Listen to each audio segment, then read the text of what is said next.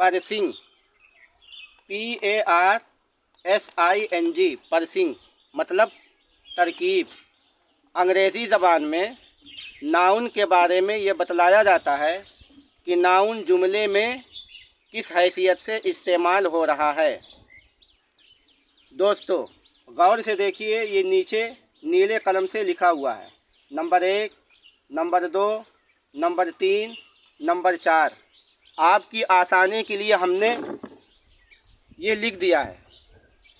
Number 1 gender, number 2 case, number 3 number 4 kind.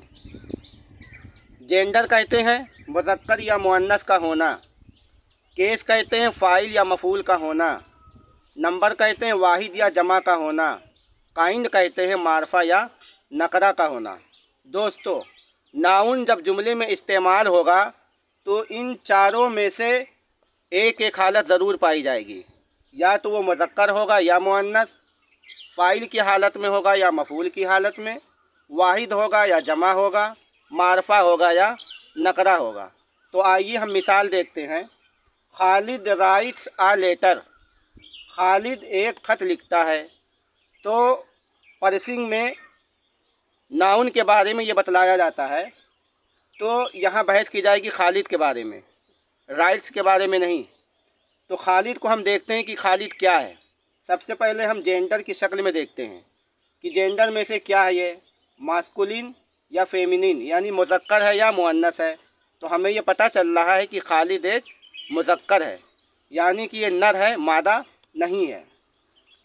अब number 2 पे आते हैं। केस में से देखते हैं, नॉमिनेटिव है या ऑब्जेक्टिव है या पोसेसिव है, यानी फ़ाइल है या मफ़ूल है या हालत इज़ाफ़ी में है। तो पता ये चल रहा है कि ये फ़ाइल की हालत में है, यानी कि सब्जेक्ट है, नंबर 3 पे आते हैं। नंबर में देखते हैं कि ये वाहिद है कि जमा है। तो खालिद क्या है? खालिद एक शख्स का नाम है। नंबर 4 पे आते हैं काइंड में।